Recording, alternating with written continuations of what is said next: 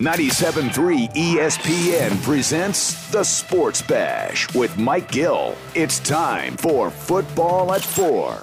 Josh Hennick here, filling in for Mike Gill here on The Sports Bash on 97.3 ESPN. Mike Gill on vacation. I'm here hanging out with you. Football at 4 still goes on. Of course, powered by the Inside the Birds podcast. Like, subscribe, give that 5-star to the guys over there. Joining us on today's edition of the show, former Eagles wide receiver. He is the co-host of the Q&A podcast. He is Jason Avant joining us right now to talk more about the Eagles and their offseason. And Jason joins us right now. Jason, how you doing today? I'm well, and yourself? How you doing, Josh? Not too much. First of all, how is the offseason treating you? For you guys, I know you guys are still being busy. I know you're busy with the bounce house over there and everything. So how's the NFL offseason treated you? Everything is going well. It's exciting. The NFL keeps it going all year round. So it's always exciting for the fans. And you're trying to figure out which team you're, is going to give you the most fantasy value and all those things, which players are good. And, so it's exciting. So I love the NFL. So it's never, you never miss a beat. I did enjoy getting a few weeks off from, covering football the entire year a couple times a week. But when free agency kicks it off, it's fun. You want to see what the Eagles are going to do, and you hope they can match the teams in their progress and getting better. Well, I'm glad to have you on today because just yesterday the Eagles did make a move that involves your position of expertise. Zach Pascal used to work with Nick Sirianni over in Indianapolis. Now he comes to Philadelphia. So what was your immediate reaction to Pascal rejoining Sirianni here? He's a situational player, deserves a chance and has a purpose on the team.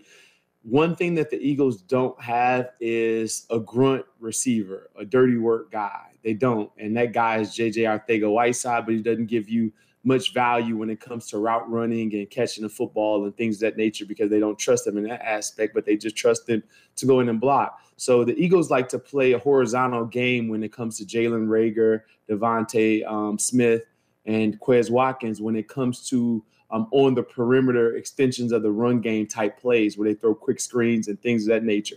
When you have a bunch of guys that weigh 170, that doesn't work well. So you get a guy that's a big fella, 210 plus and 6'2", a big dude that can hold you up in those situations and in the run game. He has some pretty outstanding blocks this year and over the last couple of years for the Colts. So he serves a purpose, but I don't want anybody that's listening to me thinking that this is the Eagles are done at this position because he just serves a purpose. He's a situational guy. We still need a playmaker on the other side of Devontae Smith. Last year, the Eagles' veteran in that wide receiver room was Greg Ward, which I like Greg Ward. I especially like him as college quarterback at Houston, but him being the veteran doesn't say much. Does Pascal fill the void of a veteran in that room?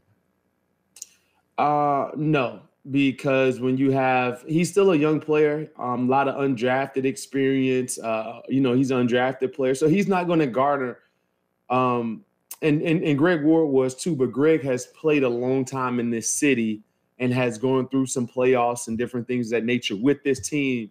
And he was there with these young guys so they can kind of look up to him and they know, the role. But him coming in from a different organization is not going to be like some veteran presence that, he's not going to ignite the troops. Greg Ward can do that just fine. Now, the Eagles were in on Allen Robinson. He got big money from the Rams. Yeah. Reports are that Robert Woods could have come to Philadelphia, but said, I want to go to Tennessee. Read into that, whatever you will. I don't know what to think of that. Calvin Ridley, obviously he's suspended next year, so he's not going to be available. So the Eagles missed out on some guys who would have been some major upgrades to have across from Devonta Smith.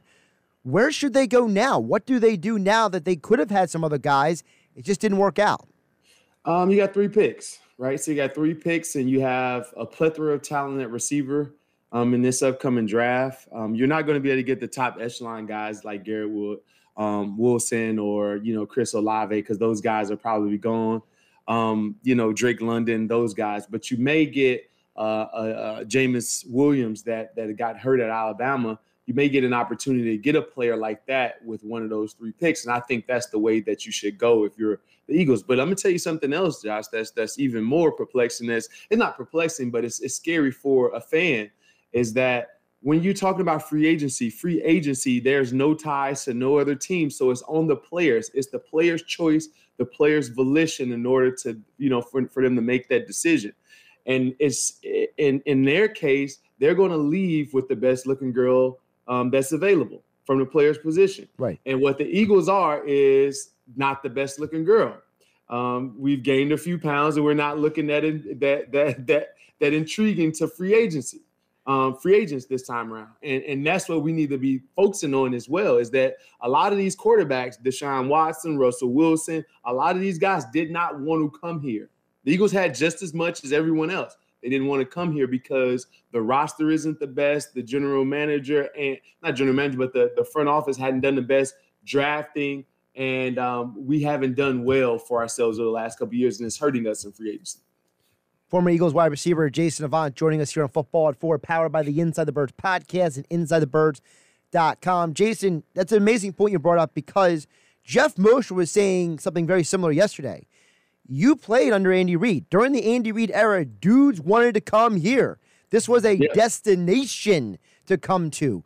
So how much do you think is the instability of the coaching position, the instability of the quarterback position? How much do you think that goes into guys saying, I don't know if I want to go there? Because when Andy was here for like almost 15 years. Well, yeah, and the quarterback position, you can count on the quarterback position not losing you the football game. You can count on the quarterback position to at least be a playoff brand of football when Coach Reid was here. Now, and even when Doug was here, you can figure out that they're at least going to get you to the playoffs, the quarterback position. And it's not just the quarterback position, but when you're talking about bringing in free agency receivers, the receivers are looking at a few things when they're coming in, especially when they're free agency, and they're sought after, highly sought after free agents. 1, can I win there? 2, can I get the ball? 3, will I get an opportunity for a second or third contract here? And those things have to do with the quarterback. And if they don't trust that the quarterback can get the ball to them, they're not coming there. They're going to go to a situation where it's more advantageous for their career to continue to thrive, and they can make more money and win at a different place. And so that's something that we have to address as an organization, and also our roster. Top end, down, we're not 1 or 2 players away. And that's what free agency is about. It's about how can I bring a really good, talented, really high talented player to my organization that can put me in the Super Bowl conversation. We're multiple players away. So every player that knows that is saying, hey, I can't, do as much as I want to with this team. They're 4 or 5 players away, not 1 player. And that's what they're saying to us. They're speaking loud, and that's what free agents do. They tell you the truth. Now, one of the things we know is that, speaking of the wide receiver position specifically, one of the things you and Quentin Michael talked about on Q&A a lot was, the nitty-gritty of the game. And one of the things I heard you guys talk a lot about is X and Z and Y with receiver. Nick Sirianni believes, not that you or I believe, but Sirianni believes, Devonta Smith can be the number 1 receiver and Quez Watkins can be the number 2. So I ask you, Jason Avant, do they still need an X receiver, or can Devonta be that X and Quez be that Y? So you're talking about, so for the fans that are listening to this or watching this, X receiver is the guy he's the guy that lines up on the ball, the split end. And usually that guy has less space between the defender when it's time for them to press him. So he has to be an efficient, release, escape artist at the line of scrimmage because he doesn't have as much space. The flanker or the Z receiver can be off the ball. That's the guy that goes in motion and can get assistance when it comes to being off the ball, when it comes to getting open. And Devonta Smith would be a flanker or a Z receiver in this offense, right? Because he's so small, he's going to need a little assistance getting open. Quez is slight too. So can Quez master his releases in order to get open down the field? I believe that Quez is best suited for outside. For some reason, they started to put him at slot in order to get him on the field earlier this year, and he was kind of out of position, but he still made do. So do I think that it can happen? Yes, but it's going to take some tutelage. And it's nothing like getting taught by someone that has tested in true battles in the NFL that could have helped them. And they had opportunities. Like I said, free agents didn't want to come here. Do I think they still need someone else, even as a young player? I don't think that you can pass on the Jameson Williams. Like if you get a guy like that falls to you, that runs a 4.2 and that has elite route running ability, which Devontae Smith has, but he's in a Tyreek Hill type of body, you can't pass on that. I don't care how good Quez Watkins is. And you move on from the other ones, but you make that your 3 and roll with it. The one guy we haven't mentioned is the other first-round pick, Jalen Reagor. Is there hope for him? Do you believe there's more that can be brought out of him? Do you think that there is still a future for him in this offense? Not in this offense. Like I love Jalen Reagor as a person. I know him. I had a chance to coach there a few years back when he first got drafted. I really didn't coach much, but I was there as a sounding board. But I was there, and so I like him. I believe that he has a lot to offer this game. I just think that the things that bother him is going to happen a lot in this city, right? The comments, the Justin Jefferson comparison, other guys they could have drafted. They hold you accountable in this city. When you drop the ball, you lose a game. All of those things get under his skin. And I don't think that Philadelphia may be the best fit for him. I think he may need new scenery. And I think that this is going to be the most value that you're going to be able to get for him is at this point, because there's still offensive coordinators, receiver coaches that think that this guy is definitely salvageable. And he is salvageable. He just may need a different offense. He may need to be in a Kyle Shanahan type of offense where you can get the ball to him on the perimeter. And that's half the football game is just getting him getting the ball in his hands, right? So he may need something like that, and I think that he can thrive in this league. I just think that the city is so down on him, and his mentality and his ego doesn't do well with that portion of it. You mentioned Jameson Williams earlier for wide receiver from Alabama. The dude's a stud. So obviously if the Eagles get their hands on him, you go get him. But let me ask you about another guy from the SEC. Okay. I've heard a lot of draft guys who I've talked to mention George Pickens from Georgia. Yep. Is that a guy you would say if the Eagles got him, he makes sense for this Sirianni offense? He's a big dude, right? So he fills a lot of boxes. He's a 6'3", 4'7" guy. He's 200 pounds. He's bigger than all the receivers we have with the exception of, J.J. Arcega-Whiteside, right? So he fits that mold and that bill. Do I think that he's been hurt a bunch? Yeah. Right. So he's been hurt a lot in college. So there's not a bunch of tape on this guy. He does have NFL pedigree, his dad being Carl Pickens. Right. So there is some pedigree there. And for me watching him as a route runner, I think there's some stiffness. I think that he's a good player when it comes to getting the ball in his hands and beasting guys. But there's going to be a nimbleness that you want if you're going to be picking that high. And I don't necessarily know if he has the ability to make you move out of your spot. I always say that a receiver that can make you move left and right as a defender is going to have the most success in NFL. It's not the guys that are using power. It's not the guys that are jumping over people. It's the guys that make you move left and right. And when you think about the top receivers in this game, Devontae Adams, he can make you move left and right, and he can have a clear path straight up the field.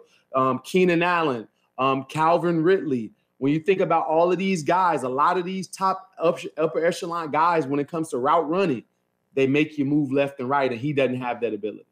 Former Eagles wide receiver Jason Avant, co-host of the Q&A podcast on the Inside the Birds Podcasting Network, joining us here for Football at 4 here on 97.3 ESPN FM. Josh Hennick filling in for Mike Gill on a Tuesday. One more draft guy I want to ask you about. 6'3", 225, Treylon Burks. The kid from Arkansas. Yeah. I watched a lot of Arkansas this year, part because I had some money on it. But the other reason was because, I saw Burks and I was like, this kid, he's an athlete. He's a big stud. Yeah. But I don't know what he looks like in the NFL. What have you seen? What do you think he could be? It's hard. It's so hard to gauge it. It's so hard because he's such a great athlete that's been played at multiple positions, from running back to, everything for the University of Arkansas. Like, they just want to get the ball in his hands. Right. It's very, very hard for a dude that's 225, right? And that's his quoted weight. And like, listen, everybody, when they give you the quoted weight on paper, it's usually a lot less than what he actually is. So by the time you get to the NFL, he's gonna be 235. So I would be worried about that. But he's a great athlete. When I look at him, I see a guy like Deebo Samuel. Like, that's the first thing that comes to your mind. Like a guy like AJ Brown, a big, powerful dude that can run through tackles and make plays happen. The thing that scares you is that he runs a 4.55, right? So you don't necessarily know. It equates really well when it comes to watching him on film. But if he isn't that dynamic playmaker down the field and with his ball hands, because guys are so much faster, is he going to pan out? And then he's raw. So it's an experiment. And I think, I don't know if this coaching staff has the experience to deal with that type of player here. And that's my 2 cents. We have a bunch of young coaches, Jonathan Gannon, Nick Sirianni. These are first-year guys. It takes a guy that has some experience in order to work with players like that, because they're a special talent. So you need someone with a lot of years, with a lot of different ability to use players. I'll say this, like, Darren Sproles with the Chargers was a lot different Darren Sproles with the Saints. Right? We knew Darren Sproles was a good kick returner, and he was a good situational back, but we didn't know how good Darren Sproles was until he got to New Orleans. Right. And that had to do with experience, and that had to do with Sean Payton being able to see something in him. And I think, Treylon Burks is that type of player that needs an experienced coach. It's funny you mentioned Deebo Samuel, because you just earlier mentioned Jalen Reagor. If you went to a Kyle Shanahan offense and you kind of just started going down. I'm a fan of Kyle Shanahan, but go ahead. No, I'm a fan too. Don't get me wrong. But the reason I'm bringing it up is because, can you dig a little deeper into the difference between a Shanahan, a guy who's been around the league like he has, and someone like Sirianni, who said he hasn't been doing this as long? Give the audience a better understanding of why that difference is important, that experience. Well, you got to understand, like, so Kyle is a son of a coach that grew up with one of the best run games in the history of the NFL, right? So his dad's run game has made a lot of dudes money. We thought that Clinton Porter is one of the best running backs in the history of the NFL in Denver because of Shanahan's run game. So he brings that element to it, and him running with that. So he has a long lineage and history, and the way that he used players and personnels in order to throw things off is just out of this world. There's a lot of sets that you just have to practice for, that you spend time on, that he's only going to run 10% of the time, but it's something new. He's figuring out ways to get guys up to the second level with the offensive line that's conventional. Instead of pulling the guard, let me pull the tackle. He's playing at a different pace and a different level. And each week he understands that guys are going to scout him, and he's coming up with new information and new stuff for the opposing defensive coordinator. Now, Nick Sirianni has some experience, and he's been around with a bunch of guys, but he has a system that he grew up in. So he's going to be limited to that system for a while until he gets more and more information around him. It's going to happen, but it's just that Kyle Shanahan had the pleasure of being a coach's kid, seeing this game for years and years and years before he got into it. Now you can't like compare that. It's just, that's a priceless comparison for me to have a home field advantage of my dad being an NFL coach for so long. He's former Eagles wide receiver Jason Yvonne. He's the co-host of the Q&A podcast on the Inside the Birds podcasting network. And, of course, Football at Four brought to you by Inside the Birds podcast and InsideTheBirds.com. Jason, really appreciate you jumping on today. I feel like I always learn from you and Quentin Michael every time you guys do the pod. I appreciate you jumping on, and enjoy the rest of the offseason. Oh, I appreciate that, Josh. You take it easy, buddy.